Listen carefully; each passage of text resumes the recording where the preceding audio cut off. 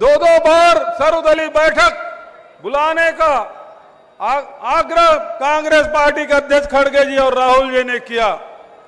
2 बार हुए बैठक, लेकिन प्रधानमंत्री जी उसमें नहीं आए।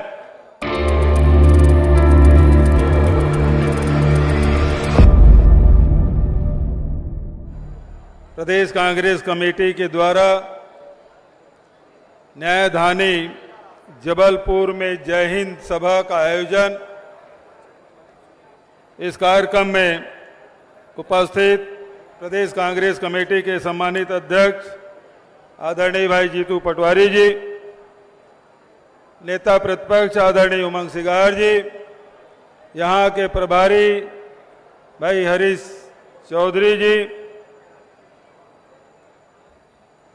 पूर्व मुख्यमंत्री आदरणीय दिग्विजय सिंह जी, आदरणीय कमलनाथ जी, आदरणीय भूरिया जी, आदरणीय अरुण यादव जी, आदरणीय तनखा साहब, मंचस्थ सभी हमारे नेतागण, मैं जिसका भी नाम नहीं लूंगा वो नाराज होंगे, घनघोरिया जी बुरा तो नहीं मानेंगे, तो इसलिए सभी को मैं हाथ जोड़ के नमन करता हूं, क्योंकि बहुत देर हो चुका है, और आप सबके धैर्य को प्रणाम करता हूं कि लंबा कार्यक्रम चला, फिर भी आप धैर्य पूर्वक यहाँ भीषण गर्मी में बैठे, मैं आप सबको नमन करता हूं उन नौजवानों को जो देश के सीमाओं की रक्षा में अपना सर्वोच्च बलिदान दिया है, उन्हें नमन करता हूं आदरणीय अहिल्याबाई होलकर को, जिसके 300वीं जयंती है, मैं नमन करता हूं रानी दुर्गावती को, मैं नमन करता हूं सुभाष चंद्र बोस को, जो यही त्रिपुरी सम्मेलन में दूसरे बार कांग्रेस के राष्ट्रीय अध्यक्ष बने और उन्होंने नारा दिया जय हिंद का। मैं नमन करता हूं इंदिरा गांधी को, जिनके नेतृत्व में निक्सन को भी के दबाव में न आते हुए युद्ध जारी रखा और पाकिस्तान के 2 टुकड़े करके बांग्लादेश बनाया। मैं उन महान सपूतों को नमन करता हूं कि देश दुनिया में सबसे ज्यादा सैनिकों का यदि समर्पण कराया तो भारतीय सेना ने कराया। पाकिस्तान के 93,000 सैनिकों का समर्पण उन्होंने बांग्लादेश में कराया। उन सेनानियों को, उन सेना के जवानों को, अधिकारियों को नमन करता हूं।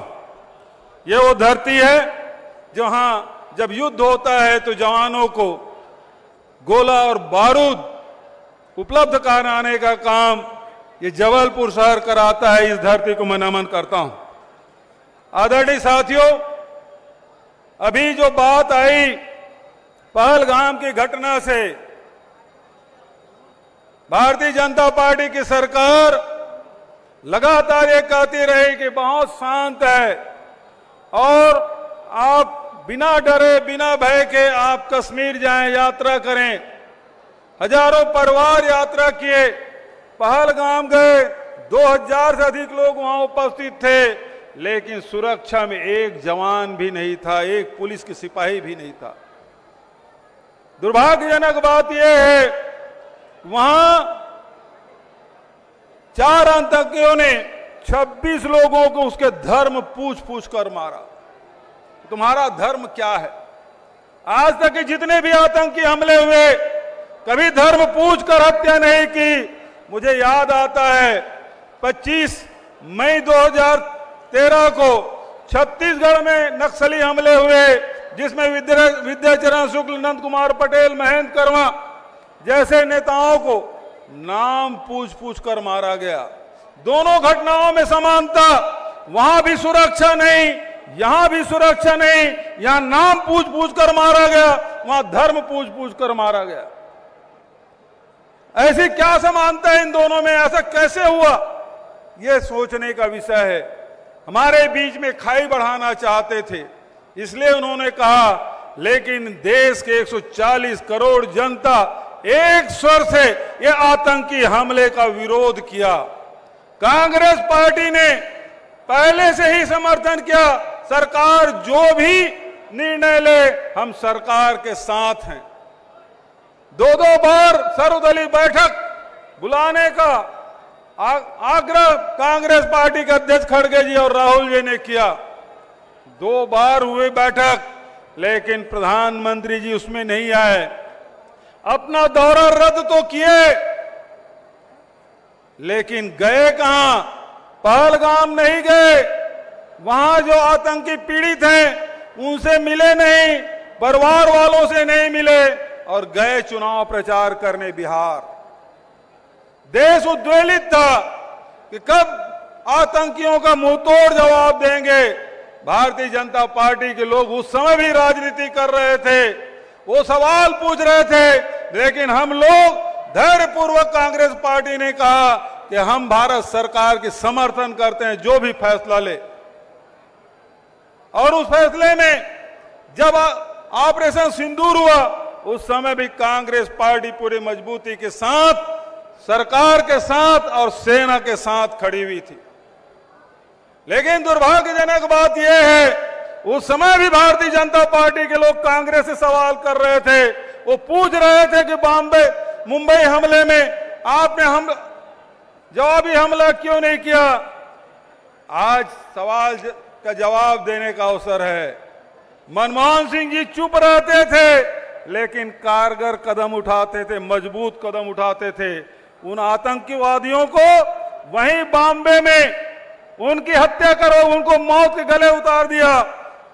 मनमोहन सिंह जी ने एनएसजी उतारा, एक कसाब बचा था उसे भी जिंदा पकड़ा और उसके बाद उसके भी फांसी की सजा मिली। लेकिन मैं मोदी जी से पूछना चाहता हूं कि पहलगाम में जब घटना घटी, आपने एनएसजी क्यों नहीं उतारा? आप सेना क्यों नहीं उतारे? आप वहां के अर्धसैनिक बल को क्यों घेरा करने का आदेश नहीं दिया? पुलिस के जवानों को घेरा करने का की जिम्मेदारी क्यों नहीं सौंपी? और सवाल इस बात का है, मनमोहन सिंह जी तो एनएसजी उतारे थे, लेकिन मोदी जी आपने तो अमित शाह को उतारा। आज भी 4 आतंकी कहां हैं? देश की जनता जानना चाहती है। ये सवाल आज भी है। पहला सवाल कि वहां सुरक्षा व्यवस्था क्यों नहीं? दूसरा सवाल, वो 4 आतंकी कहां हैं? आज भी सरकार के पास जवाब नहीं। तीसरा सवाल यह है कि आपने अमेरिका के दबाव में सीज फायर क्यों किया? चौथा सवाल यह है कि सीज फायर किया तो निर्णय किसने लिया? अधिकारी स्तर पर कि सरकार के स्तर पर? पांचवा सवाल यह है कि शर्त आपके क्या है? किस शर्त पे आपने सीज फायर किया? यह सवाल है। हमारे जवानों को जब मौका मिला, जब भी भारतीय सेना को कोई जिम्मेदारी सौंपी गई, चाहे 1948 की बात हो, चाहे 65 की बात हो, चाहे 71 की बात हो, चाहे कारगिल की बात हो, सेना ने अपना सर्वोच्च प्रदर्शन किया। 65 में पाकिस्तान को लोहे के चने चबाए और लाल बहादुर शास्त्री ने उस समय नारा दिया था, जय जवान जय किसान का नारा उन्होंने दिया। 71 में हमारे सेना ने पाकिस्तान के 2 टुकड़े कर दिए। इंदिरा जी झुकी नहीं निक्सन के सामने। लेकिन आज सवाल यह उठता है कि अमेरिका के राष्ट्रपति ये कहते हैं कि मैंने सीज फायर कराया, आधा घंटा पहले उनका ट्वीट आता है, आधा घंटे बाद भारत के और पाकिस्तान के सरकार के तरफ से ट्वीट आता है कि सीज फायर हो गया। वो कौन होते हैं? जब निक्सन से नहीं डरे तो आज दबने की जरूरत क्या है? और एक बार नहीं, 8 बार ट्रंप कहते हैं कि मैंने सीज फायर करवाया। कोर्ट में एफिडेविट दे रहे हैं अमेरिका के कोर्ट में कि हमने सीज फायर करवाया। लेकिन प्रधानमंत्री जी एक सवाल का जवाब नहीं देते। आज कुछ लोग राफेल की बात कर रहे हैं। सवाल कांग्रेस से नहीं किया, सरकार से पत्रकारों ने पूछा और सरकार के तरफ से जवाब आया, हमारे सारे पायलट सुरक्षित हैं, उसमें कोई कमी नहीं है। यहीं से प्रश्न उठता है कि हमारे यदि पायलट आ गए हैं तो राफेल कहां है? इसलिए सवाल उठता है, कांग्रेस की ओर से सवाल नहीं है। मैं तो सरकार से कहना चाहता हूं, अरे 36 तो राफेल है, 18 हरियाणा में है और 18 आसाम में है। गिनती करके बता दीजिए, किसी के मन में शंका रहेगी नहीं। क्यों इसका जवाब नहीं देते? और आज राजनीति करने लगे हैं कि ऑपरेशन सिंदूर का राजनीतिकरण कर दिए हैं। प्रधानमंत्री घूम घूम के, भारतीय जनता पार्टी के लोग घूम घूम के सिंदूर बांटने का काम कर रहे हैं। अरे सुहागन अपने पति के नाम से सुहाग जिंदा रहे, स्वस्थ रहे, इसके लिए अपने मांग में उसे सजाती है, अपने पति के हाथ से लेके उसे सजाती है। मोदी जी कौन होते हैं सुहागन के मांग में सिंदूर देने वाले? आज महिलाओं का अपमान कर रहे हैं। तो आज जो राजनीति हो रही है वो बेहद दुर्भाग्यजनक, लेकिन आज भी भारत की सेना किसी पार्टी की नहीं है, भारत की सेना किसी सरकार की नहीं है। अरे भारत की सेना ये देश की है, जो हमेशा इस देश के एकता और अखंडता बनाने के लिए अपने सर्वोच्च बलिदान देते रहे। उसका राजनीतिकरण मत करिए। वोट मांगने के लिए बहुत से कारण हैं, बहुत सारे मिल जाएंगे, लेकिन सेना को, जो देश भारत की जो सेना है वो दुनिया में उनका अलग स्थान है, उसको नीचे गिराने का काम मत करिए प्रधानमंत्री जी। और जिस प्रकार के अपमानित आपके विजय शाह और यहाँ के उप मुख्यमंत्री कर रहे हैं, आपके अन्य नेतागण कर रहे हैं, इसके लिए तो आपको सार्वजनिक रूप से क्षमा मांगना चाहिए। अभी तक के बर्खास्त करके उस जेल में भेज देना चाहिए था। आज उसे आप अपने मंच में, अपनी सभा में बिठा कर रखें इसी भोपाल में। इससे बड़ा दुर्भाग्यजनक क्या हो सकता है? आपके मन में यदि सेना के प्रति सम्मान होता तो आपके दल के नेता, आपके दल के विधायक, मंत्री पद में बने नहीं रहते। उसके बचाने का काम मत करिए, देश में एक उदाहरण प्रस्तुत करिए, इन दोनों को बर्खास्त करिए, इनके खिलाफ सजा मुकर्रर करवाइए। ये जिम्मेदारी आपकी है। मैं इन्हीं शब्दों के साथ अखिल भारतीय कांग्रेस कमेटी को धन्यवाद देता हूं कि आपने जबलपुर में भेजा। हमारा पुराना प्रदेश आदरणीय दिग्विजय सिंह के साथ जब मैं अटैच टू सीएम था, मुख्यमंत्री के सहयोगी के रूप में, तो जितने भी राजगामी जो शहर थे उसके प्रभारी दिग्विजय सिंह थे और मुझे बैठक लेने के लिए भेजते थे। अनेकों बार जबलपुर आया हूं, यहाँ बैठक लिया हूं। तो आज बहुत दिन बाद जब जबलपुर आने का अवसर मिला है, मैं हृदय से अखिल भारतीय कांग्रेस कमेटी के धन्यवाद देता हूं और भाई जीतू पटवारी और पूरी टीम को हृदय से धन्यवाद देता हूं कि आपने बहुत बढ़िया आयोजन किया है। सेना के अधिकारी और जवान यहाँ उपस्थित हैं। इस कार्यक्रम में 4 चांद आपने लगाया है, इसके लिए मैं सभी आप सबको सैल्यूट करता हूं।